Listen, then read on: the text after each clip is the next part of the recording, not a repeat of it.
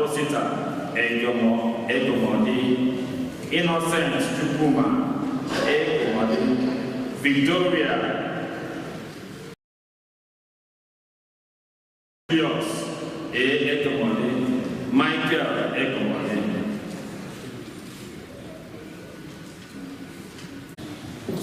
Ezinụlọ Anụbọgụ na ụmụ ya na-arịọ maka ezumike mkpụrụ obi Mr. Emeka Anịbọ.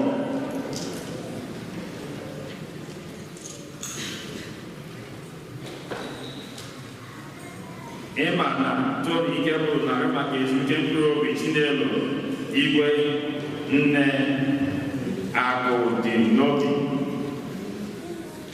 Ka mkpụrụ obi ndị niile anyị kpọpụtara tata nwụrụ anwụ na mkpụrụ obi niile kwere n'ọrụ aga. Onye isi nchụaja nke Mass tata bụ ụkọchukwu Kenneth Chukwu. Kịta ka anyị bido ọtọ were aṅụrị n'okpukpe tinyekọta ọnụ n'ukwe.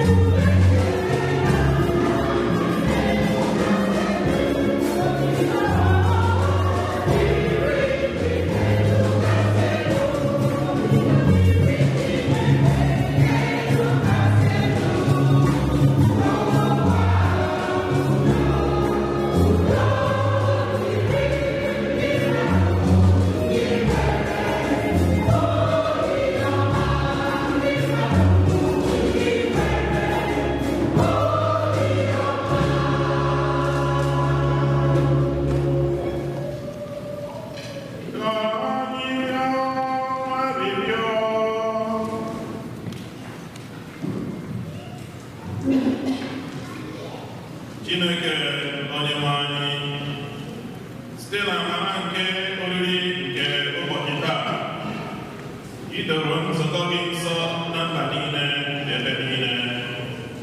Biko mee ka mmụọ nsọ gị bịakwasị ụwa niile. Gwa gị nyere ụwa ozi ọma gị ka ị mere ka ihe nke amara gị pụta ìhè. Anyị na-arịọ gị ka ị mee ka amara ahụ jupụtakwa ugbu a n'obi ndị niile kwere na gị.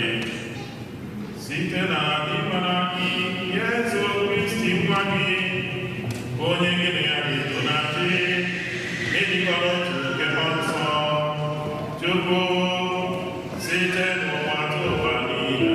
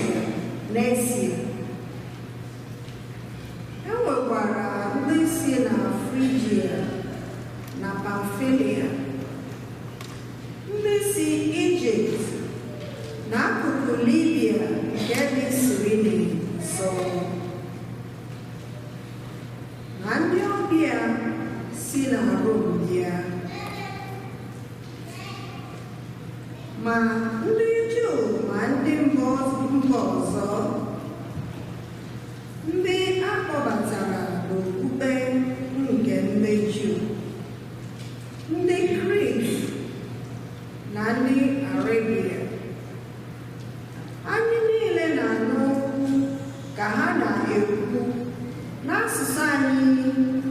iche iche, okwu banyere oke ọrụ niile nke Chineke.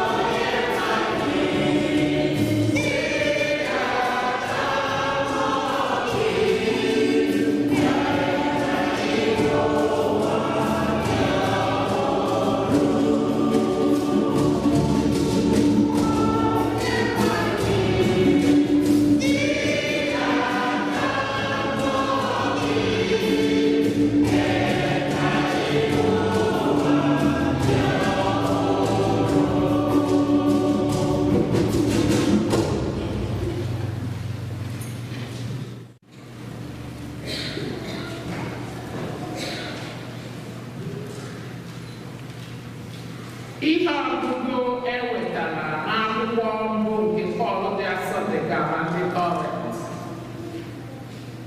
Ma ugbu a, achọrọ m ka unu ghọta nke ọma na ọ dịghị onye ọbụla na-ekwu okwu site n'okwukwe mmụọ nke Chineke na-asị, Jesu bụ onye a mụrụ ọhụrụ.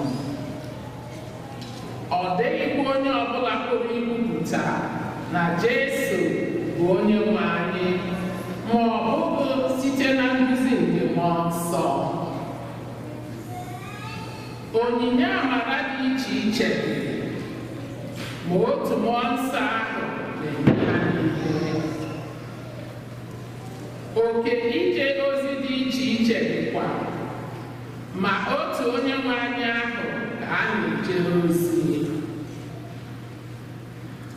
Ụdị ike dị iche iche nke eji arụ ọrụ dịkwa, ma otu Chineke ahụ na-etinye ike ndị a n'ime onye ọbụla iji jee ozi. Ọ na-enyekwa onye ọbụla mara igosi ike nke mmụọ nsọ maka ọdịmma mmadụ niile. N'ihi na dịka ahụ mmadụ si bụrụ otu ma bịakwa nwee ọtụtụ akụkụ ahụ, otu a ka Kristi dịkwa. Ma ọ bụ ezie na akụkụ ahụ mmadụ dị ọtụtụ, ma ha niile jikọrọ ọnụ bụrụ otu ahụ. Ebe ọ bụ na-emela anyị niile mmiri Chukwu n'ime otu mmụọ nsọ ahụ, anyị abanyela n'otu ahụ nke Kristi ahụ, ma anyị bụ ndị Juu ma ọ bụ ndị Grik, ma anyị bụ ndị ohu ma ọ bụ ndị nwere onwe ha. Emekwala ka anyị niile ṅụọ ọbara ya n'ime njikọ nke otu mmụọ nsọ ahụ. Okwu nke ose bụ Amen.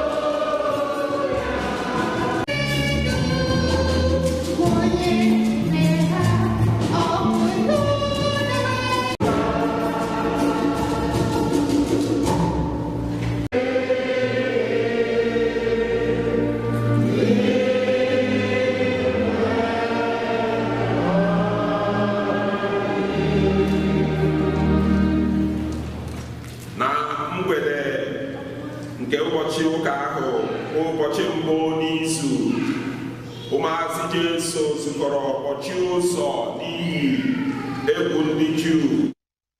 Mgbe ahụ Jesu bịara guzo n'etiti ha sị ha, udo dịrị unu. Mgbe o kwusịrị nke a, o gosiri ha aka ya n'akụkụ ya. Ya mere ụmụazị ya ṅụrịrị ọṅụ mgbe ha hụrụ Onyenwe anyị. Jesu wee sịkwa ha ọzọ, udo dịrị unu. Otu nna m si zite m, otu ahụkwa ka m si eziga unu. Naranụ Mmụọ Nsọ. Ọ bụrụ na unu agbaghara onye ọbụla mmehie ya, a ga-agbaghara onye ahụ. Ọ bụrụkwa na unu ajụ ịgbaghara onye ọbụla mmehie ya, agaghị agbaghara onye ahụ. Oziọma gọzebụma.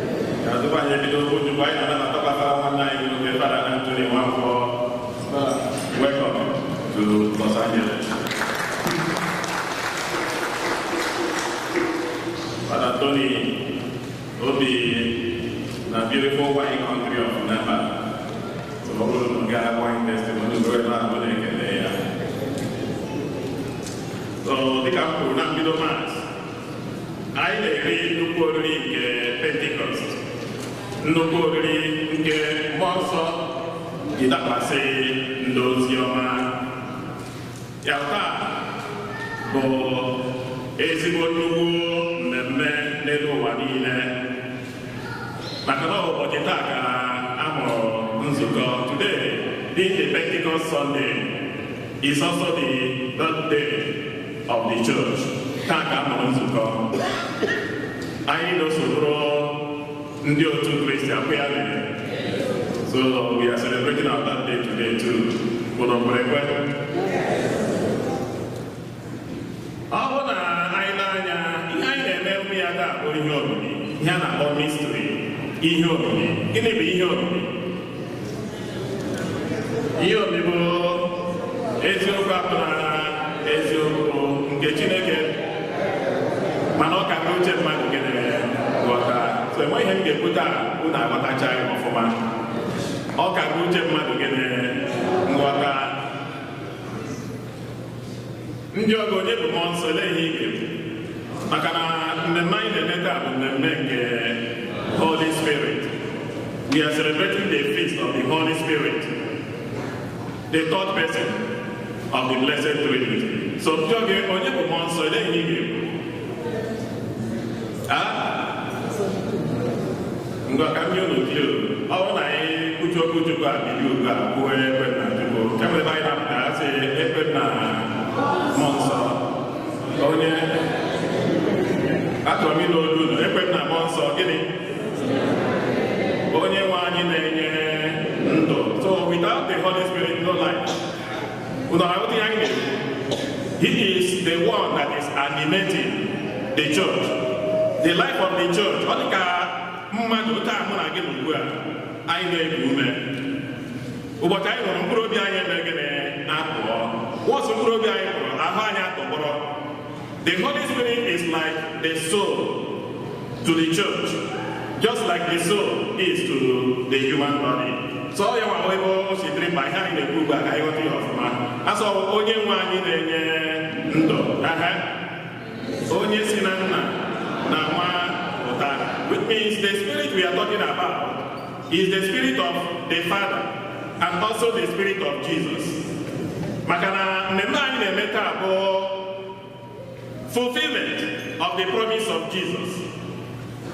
Tupu Yesu alụgoro n'eluigwe ọ gwara ndị apọstụl ya sị agaghị m ahapụ unu dịka onye na-enweghị nne na nna. I will not leave you like orphans. And then he made a promise. I will send you the Spirit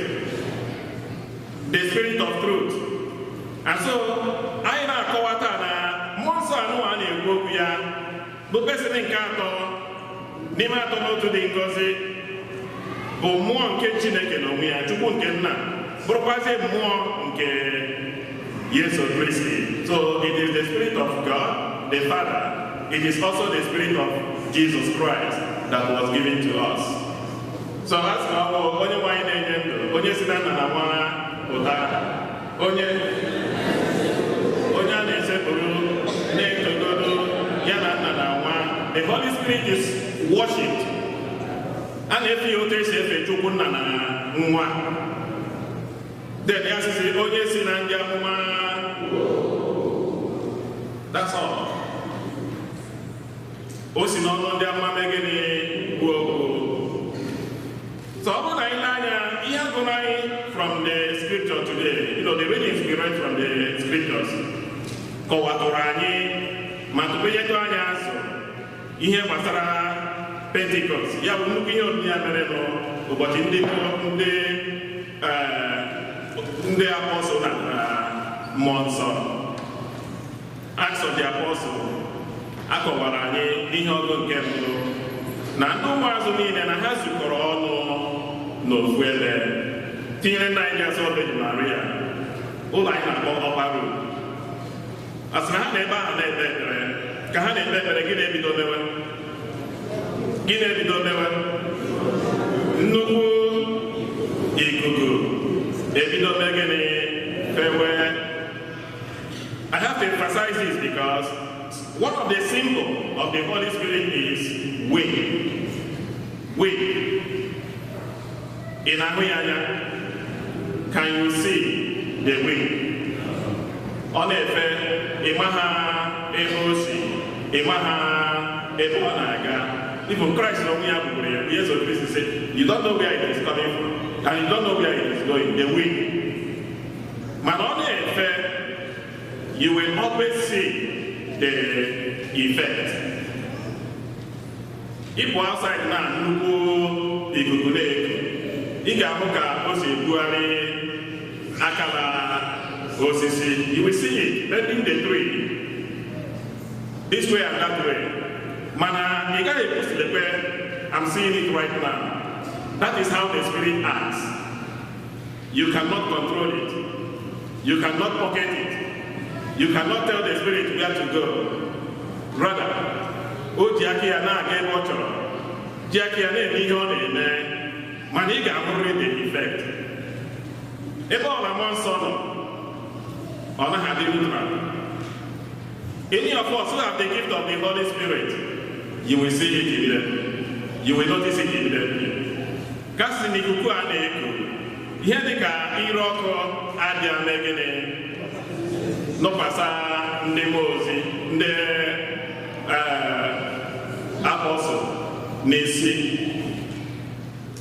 Two symbols we have seen: wind and what? Wind and what? Fire.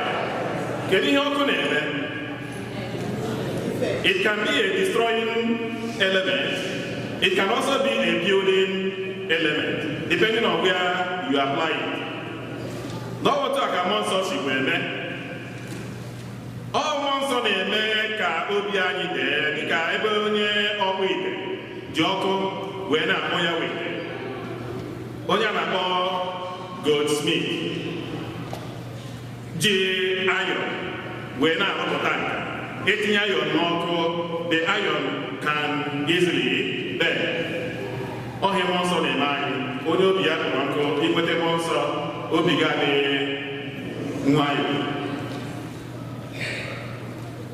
We have seen the symbol of wind. We have seen the symbol of fire. Ya nwa na-eme anya obi anyị anụwa ọkụ n'ime ihe Chineke chọrọ. Apart from wind and fire, a gwara anyị na mgbe ire ọkụ a bịara dakwasị ndị apọstụl, gịnị ọzọ dị? Ha ebido mee gịnị? sụwa ihe na-akpọ speaking in tongues. Mmadụ ole n'ime anyị ebe a na-speak in tongues? Were ya speaking in tongues. That is where this craze about Pentecostalism started. You know, they are called Pentecostals. Can you hear speaking in tongues?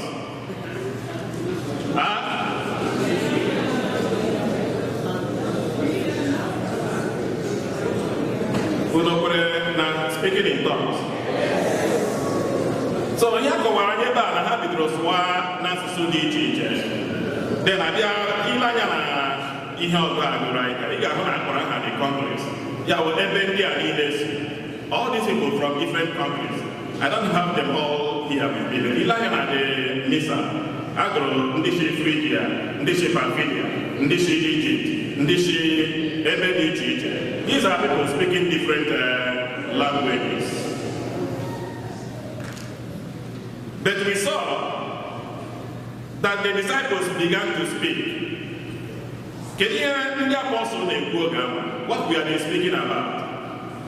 They were proclaiming the gospel. Hannah was in the man of Sio. Now Jesus Christ, you are no Apopo ya no be no sino no megeni the here. No job like a put in a hand, all him the apostle to go up. Manaka na-ekwu ihe a ndị mba dị iche iche wee na-asị akwa ndị a bụ ndị Galili. Kedu ihe kpatara na anyị ji anụ ihe ha na-emegide na-asụ? Which means there was no interpretation, there was nobody to interpret the language, but at the same time, everyone was understanding what the disciples were saying.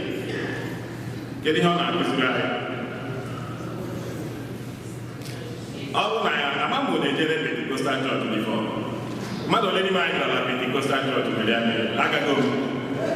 Yes, I have gone to their worship, and then part of Higana no Mbasina and the healing session. You know, when I say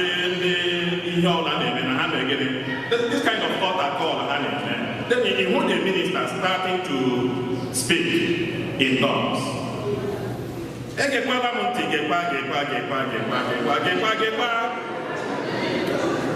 is completely unintelligible what they say. Even at the time, when I came there, that was important for the seminary. You know, they were thinking I would fall, but I didn't fall. Oh, you don't know, some people will move. That made him That made him because this man is going to take it to the man again. Adam. Oh, I was only on Nazo to 3 what I'm not saying for your move.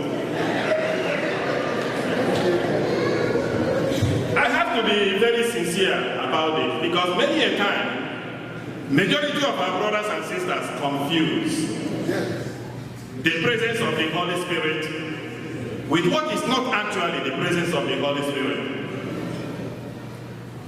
And I get confused in that way. When actually we see the Holy Spirit manifesting, we may no longer recognize it because we are now using something that is not the effect of the Holy Spirit and something that is the effect of the Holy Spirit. But many of us are confused about what actually is the meaning of speaking in tongues. I'm not a charismatic as a seminarian, I was part of the charismatic. But I made life in the spirit seminar and I Pentecost. One of the things we aspired to was to speak in tongues.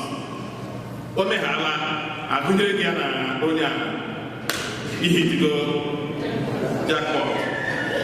And because of that, they will say, and then all the ultimate culmination. Yeah, we hear life in the spirit seminar. Gawurina, Oja participate in here, Gaburunya Suna, and that confused a lot of us there. That we are missing the center, thinking about the periphery. Speaking in tongues will always be for the good of the community. In as on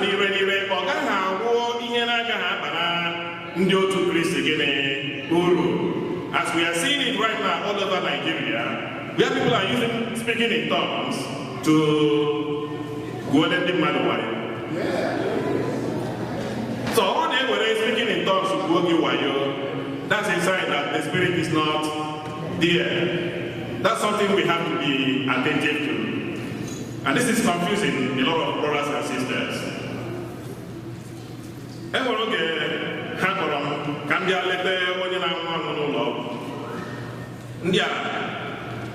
Mexico. This man was actively dying.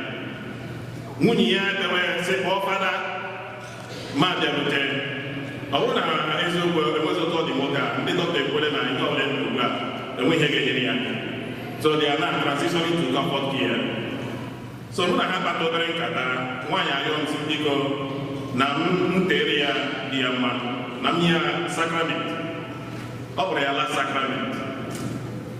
Adia one in Eva, or the Kadia one, Yana, Abiana Mamia. So Adia one, Aquaria, Juama, Mango, Austriana, so Spanish. So I have to bring in an interpreter. One of the things I do, can you prophesy or you prophesy?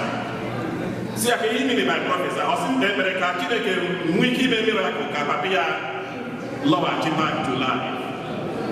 And so they are not hindering.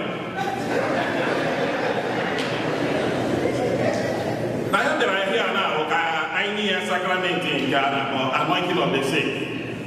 Would they sacrament that in Papa?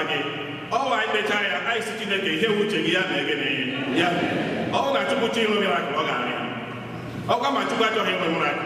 Everybody in this world will come to the end of life. They won't get home.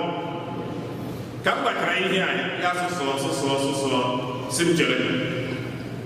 Mention. Also, Pastor. Yeah, Pastor Church, yeah, Ophido, Pastor Hannah is speaking when in tongues. I'm still okay, this was around 8 p.m. I was in a pastor no Hansi. So when there is a in the morning, I have several missed calls on my phone from the hospital. I was running us by your apple asking me to come. I want to look at more at 1 a.m. that night. I see Gabriel Zumoka Bugana mortuary hospital. Muniajo. Then when they get was the idea of the so the nurses were all distressed, asking, please come. Can one we keep with the guy Ozudia from the patient room? Can we create space for Ndito into the unit? Master I saw how upset this woman was with her daughter. Onagam Diko, Nahasaka Hasim Diko, Namdiko, Nam, and we have to remember Namde.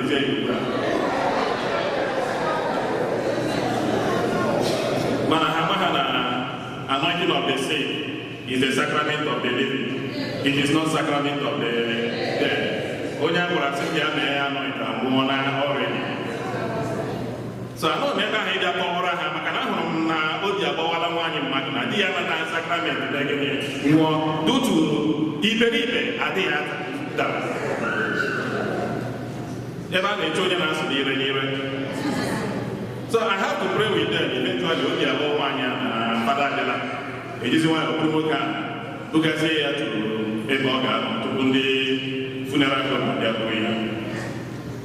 So a lot of things go wrong. Especially my own nature in our control monster. Makara monster in a memmiata or gift of God.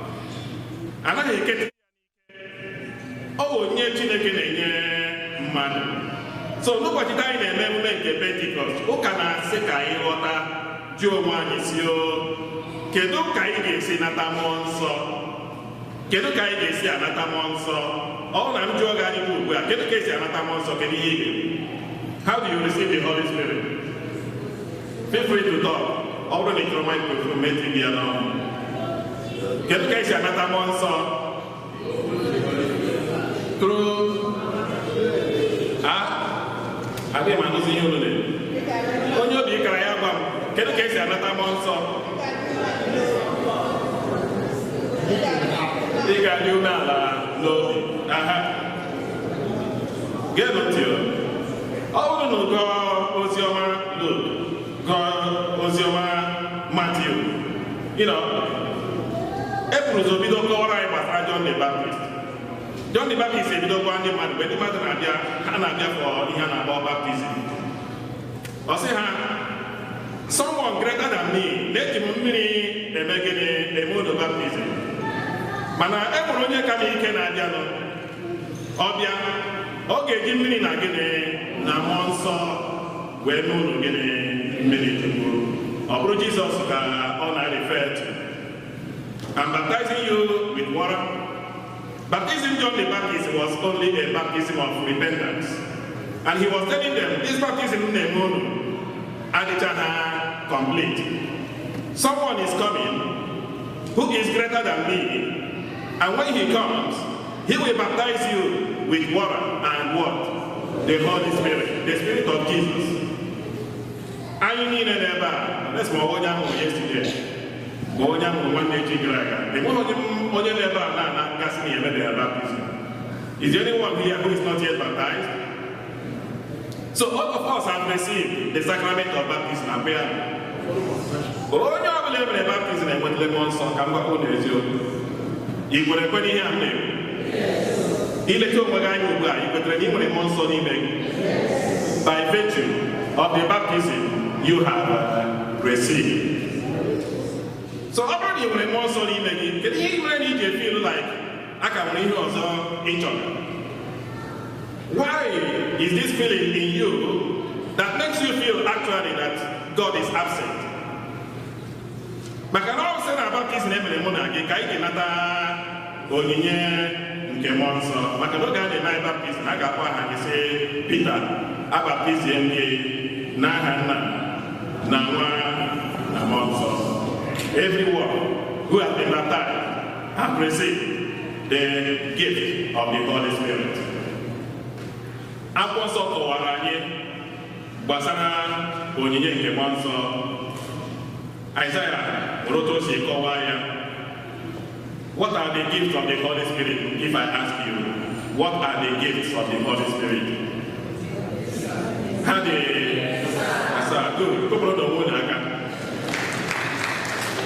gifts of the Holy Spirit, they are 7. Can you recite them? Guasiri na chat GPT. Say, what is the gift of the Holy Spirit? They will bring it out for you. I don't know what I'm going to buy a lava. You don't need a monster. I'm here.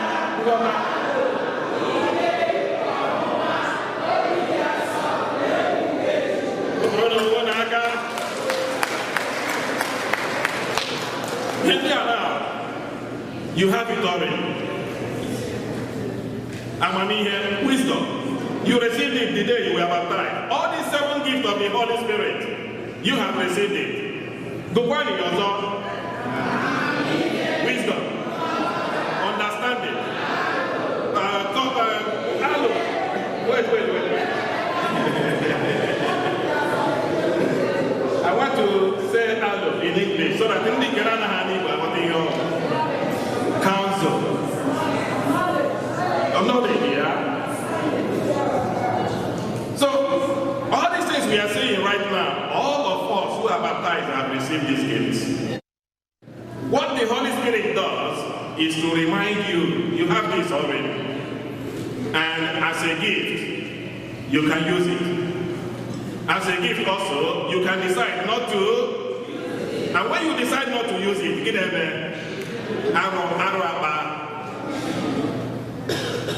any of us is free to use the gift you have received. Makana,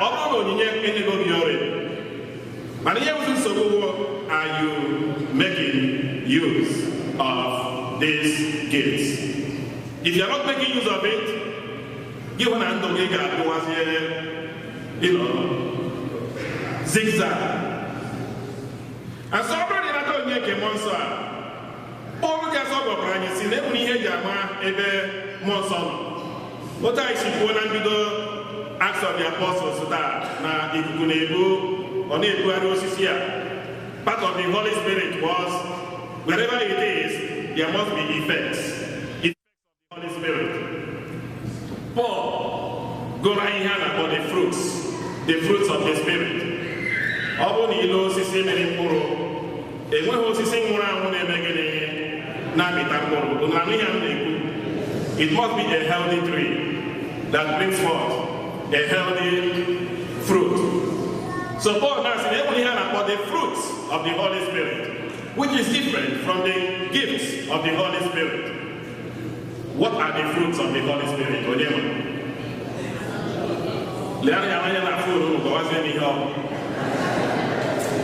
Google the fruits of the Holy Spirit. What are the fruits?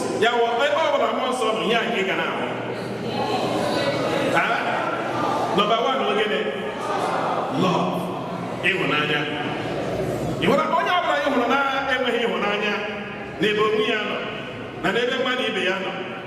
Also, you speak in tongues. If you actually have the gift of the Holy Spirit, it will manifest in you, being someone who loves. Christ is saying, thus will the world know that you are my disciples, if you love one another.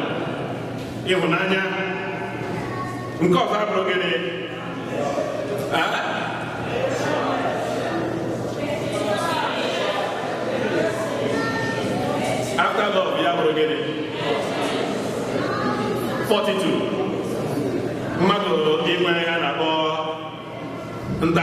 We call it patience. 42 is what? Patience. How patient are we? When you are dealing with difficult family members, how patient are you?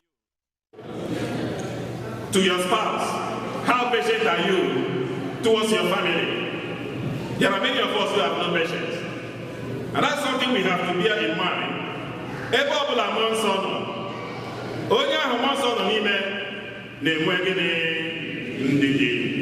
Patience. Another thing. What again is the fruit of the Spirit? Joy. Angole. And when you have angole kanga. And when you have angole, joy is the fruit of the Spirit. Oh, Thomas Aquinas said, joy is the flag of the Holy Spirit.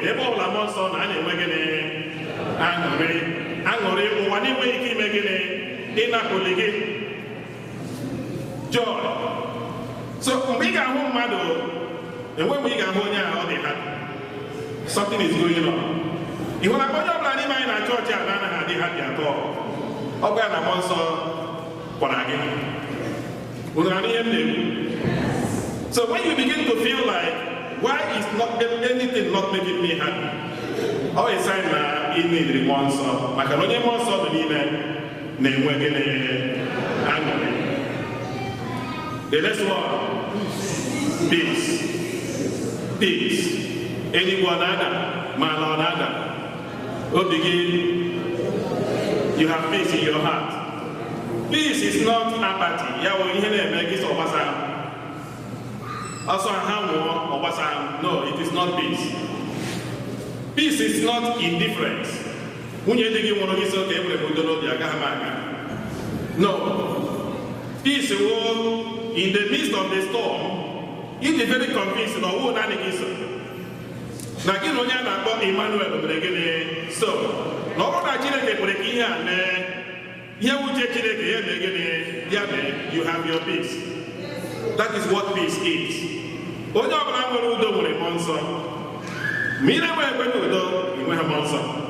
are your command? Another fruit of the Holy Spirit to go get in. Kindness.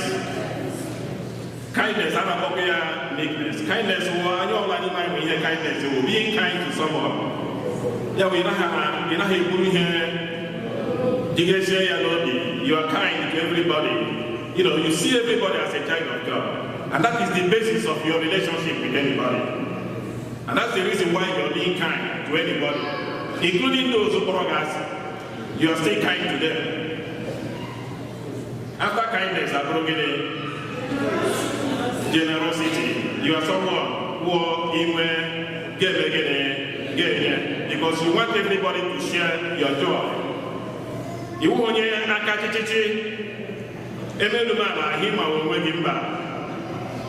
with the gift of the Holy Spirit is generous. As long as he even already in the last word he gave one as long as you are helping somebody else. Generosity is a sign of the Spirit. What else? Self-control. God will be greatest. Self-control. Only in the culture we are in right now, we don't have self-control. And yet we have self-control at all. Also, immediately. You don't think twice before doing something. Sometimes we act irrationally because we don't have self-control.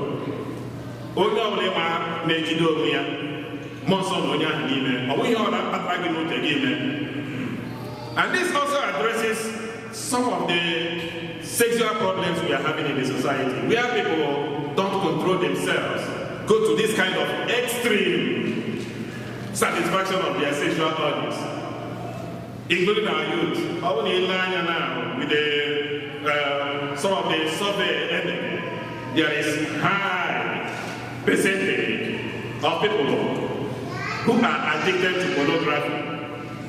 No self-control at all. So self-control is a gift of the Holy Spirit. In where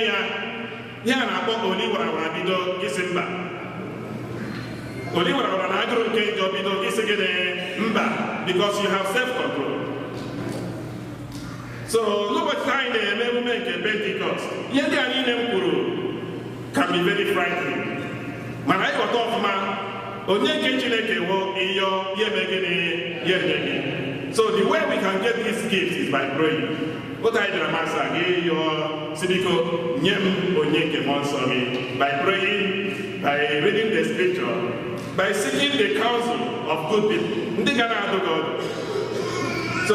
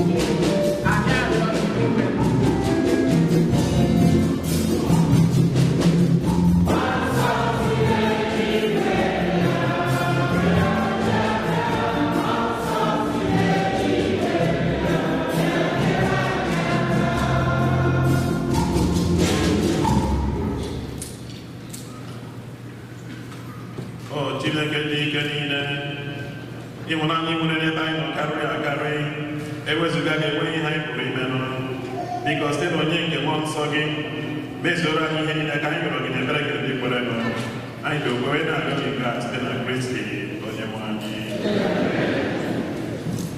Hymn number 124, 124.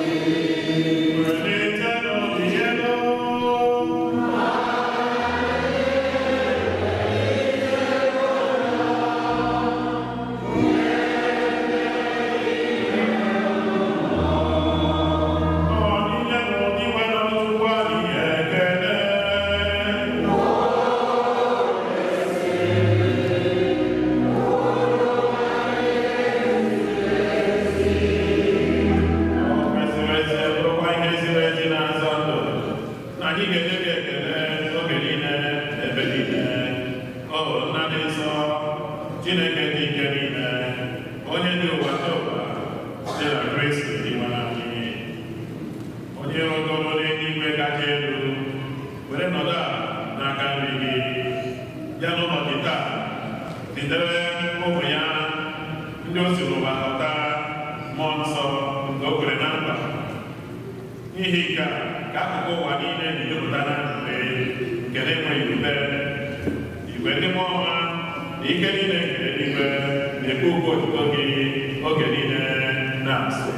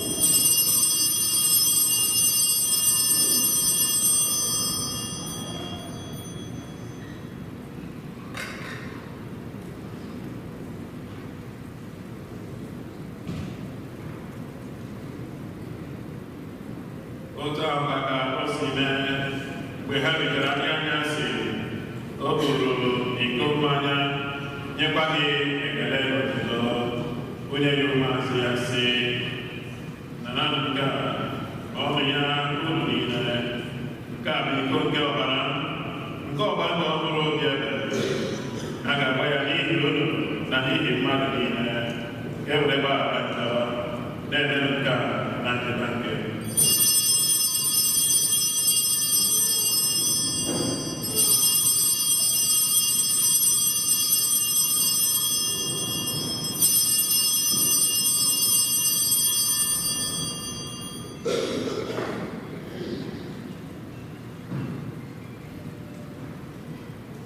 ka anyị gụpụta n'ihe ọmịiko okpukpe anyị na-eme ugbu a.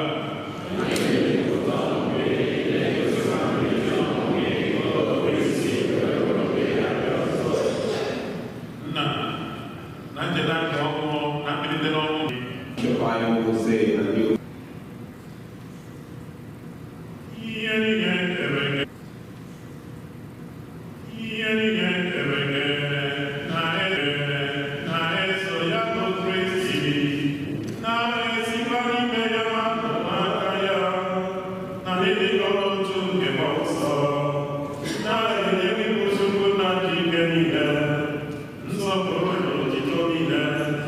Sile no batu wa nina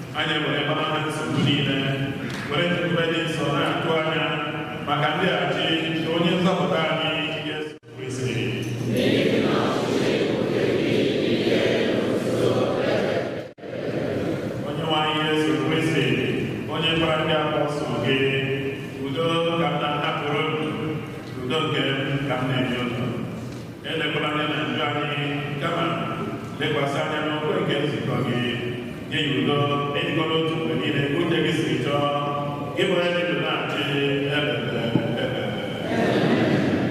udo ka ose bụrụba n'ihu ụlọ mgbe niile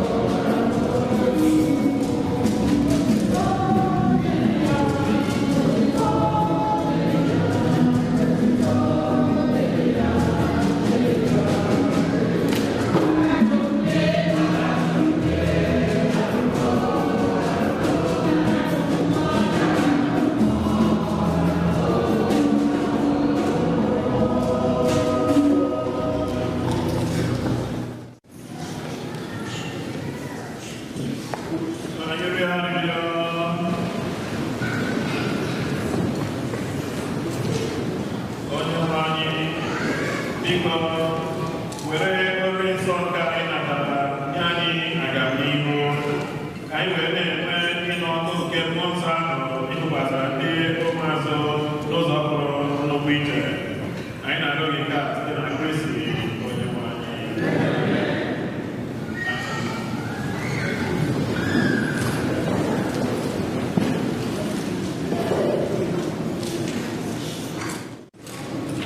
Oitodiri Yeso.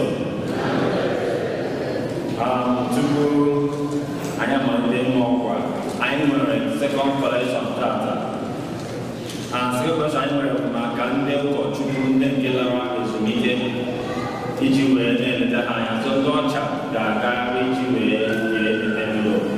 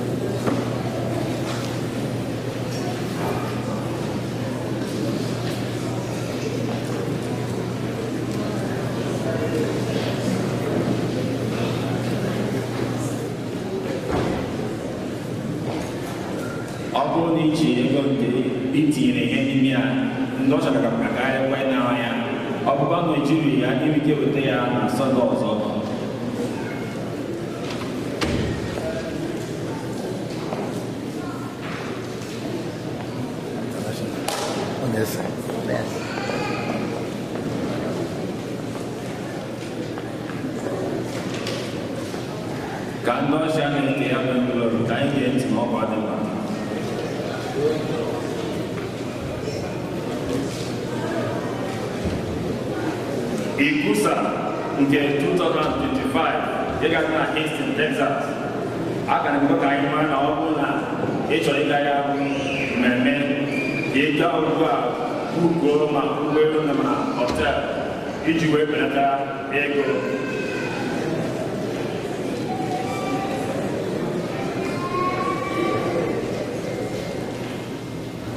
Ndị Daughters of Holy Spirit ga-enwe retreat ha na Saturday, June 14th from 8:30 a.m. to 3:30 p.m. A na-asịkwa na anyị ncha n'ọbụla chọkwara ịnọnyere ha na ya bụ retreat mgbe ike bịa nọnyere ha. Ha ga-enwekwa their Eucharist adoration on first Thursday of the month by 6 p.m. Their Eucharist adoration can be on first Thursday of the month by 6 p.m. Young adults youth choir, I can wear their rehearsal, Mabasa Mass. Igbo camp, a na-eme ka anyị mata na Igbo camp ga-amalite na Dominguez Hill University on 15th onward to 21st of this month.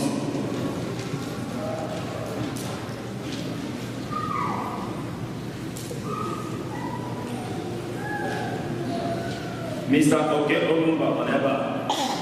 Okay.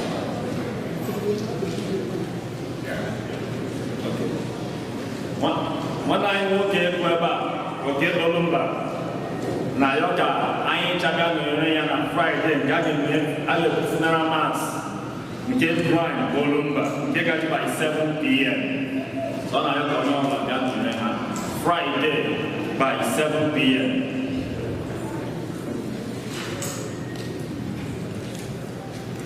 Ndị charismatic a na-eme ka anyị mara na a ga-ese picture ma gbasaa mass n'iro n'ebe ihe ụlọ chọọchị.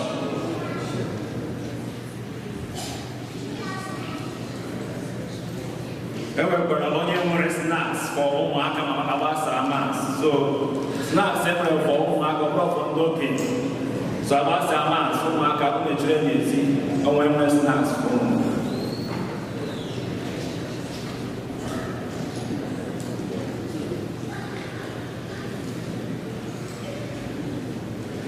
And when they start about watching I am in a mass. If today is your first day of worship with us, may you be on the place.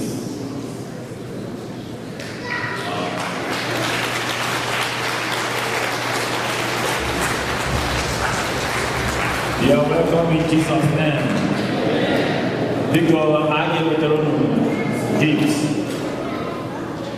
So,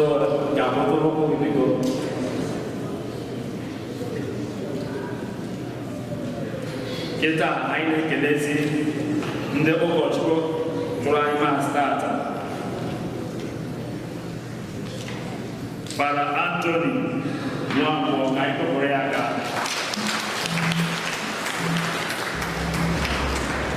Na onye isi ntụaja ahụ Father Kenneth Chukwu ka anyị kpọpụrụ ya aka. Ezigbo ọrịa na-asịkwa anyị ncha Happy Pentecost Sunday.